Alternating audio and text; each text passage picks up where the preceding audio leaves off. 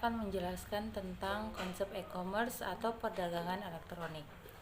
E-commerce atau dalam bahasa Indonesia perdagangan elektronik adalah aktivitas penyebaran, penjualan, pembelian, pemasaran, produk atau barang dan jasa dengan memanfaatkan jaringan telekomunikasi seperti internet, televisi, atau jaringan komputer lainnya.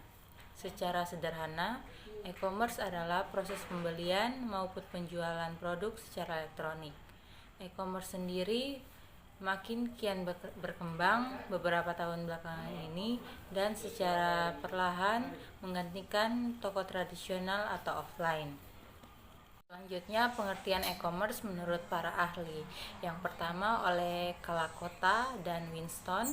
Menurut mereka, pengertian e-commerce adalah aktivitas belanja online dengan menggunakan jaringan internet dan cara transaksinya melalui transfer uang secara digital.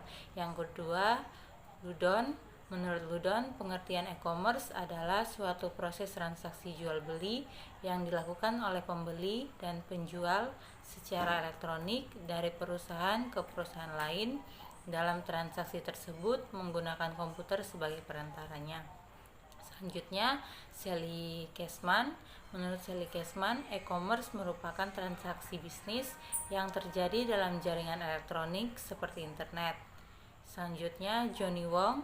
Menurut Johnny Wong, pengertian elektronik commerce adalah pembelian, penjualan, dan pemasaran barang atau jasa melalui sistem elektronik. Selanjutnya, saya Yulianti Malaikai akan menjelaskan tentang kelebihan elektronik komersi, yaitu yang pertama, produk dan layanan bervariasi, yang kedua, mempersingkat rantai distribusi, yang ketiga, pembayaran lebih modern, yang keempat, brand lebih dekat dengan konsumen, yang kelima, peningkatan kualitas layanan, yang keenam, belanja kapan saja, dan yang ketujuh, efisiensi biaya. Lalu ada juga kekurangan dari elektronik komersi, yaitu yang pertama, ketergantungan yang sangat kuat pada teknologi informasi dan komunikasi. Lalu yang kedua, kurangnya undang-undang yang memadai untuk mengatur kegiatan elektronik komersi, baik nasional maupun internasional. Lalu yang ketiga, pelanggan tidak bisa menyentuh atau mencoba produk. Lalu yang keempat, hilangnya privasi, cakupan wilayah, serta identitas dan perekonomian negara. Lalu selanjutnya adalah jenis-jenis elektronik komersi, yaitu jenis yang pertama, business to business. Adanya yang pertama, menjual perlengkapan elektronik kantor dan rumah tangga. Yang kedua, menjual peralatan industri, restoran, dan pertanian. Yang ketiga, menyediakan jasa seperti housekeeping dan perbaikan dinding. Lalu jenis yang kedua adalah business to consumer, yaitu yang pertama, menyediakan fashion, aksesoris, dan kosmetik, serta elektronik pribadi. Lalu yang kedua, menjual perabotan, peralatan anak, dan peralatan olahraga.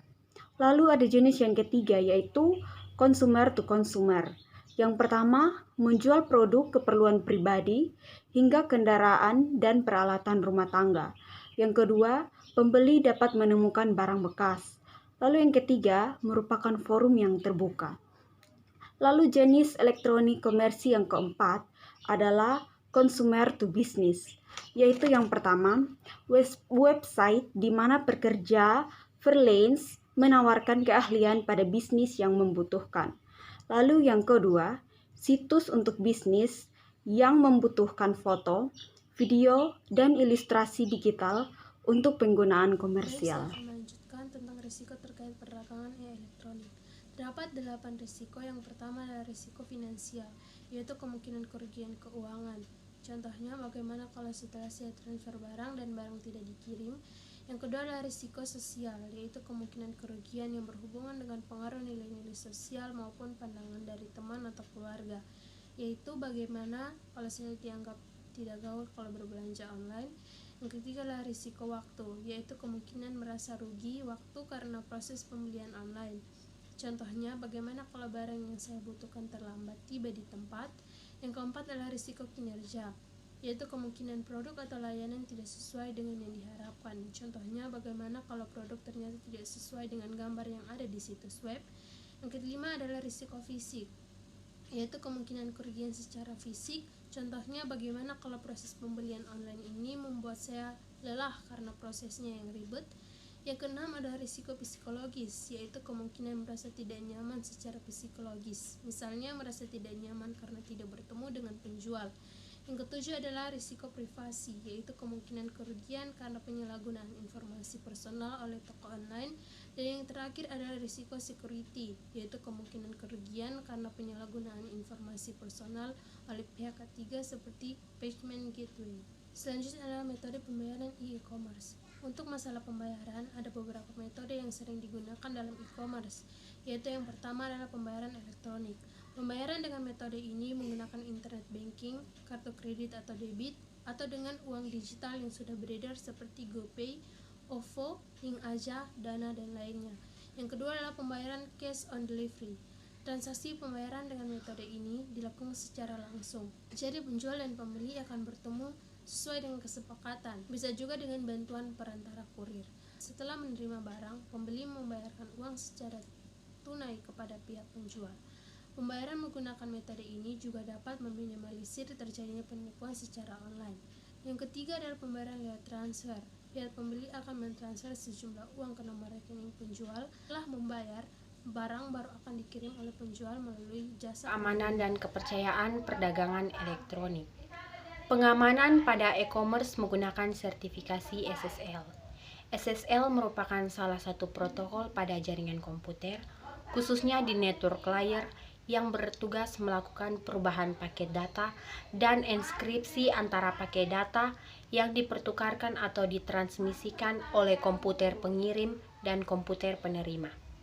Yang kedua adalah pengamanan pada e-commerce menggunakan firewall. Mengingat pentingnya sebuah layanan keamanan pada e-commerce di dalam melindungi proses transaksi yang terjadi di dalamnya, serta melindungi para penjual dan para konsumen, maka berikanlah beberapa buah solusi untuk pengamanan sistem. Salah satunya adalah dengan menggunakan firewall.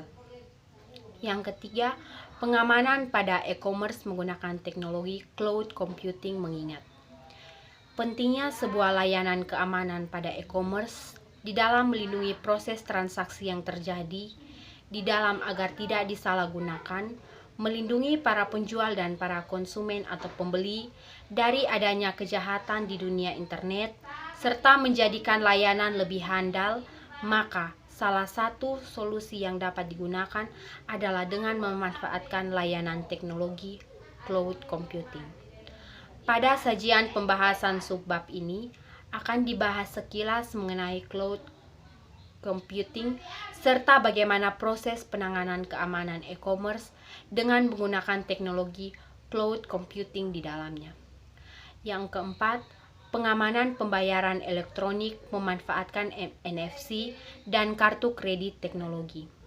Pembayaran secara elektronik pada e-commerce tidak hanya menawarkan sisi keamanan, tapi juga sisi kenyamanan dan kemudahan. Selain teknologi firewall dan cloud computing, juga terdapat teknologi NFC. Yang kelima, pengamanan transaksi e-commerce. Memanfaatkan PIN telah menjadi salah satu upaya pengamanan transaksi teknologi berbasiskan e-commerce saat ini, baik pada jual beli hingga transaksi di bank.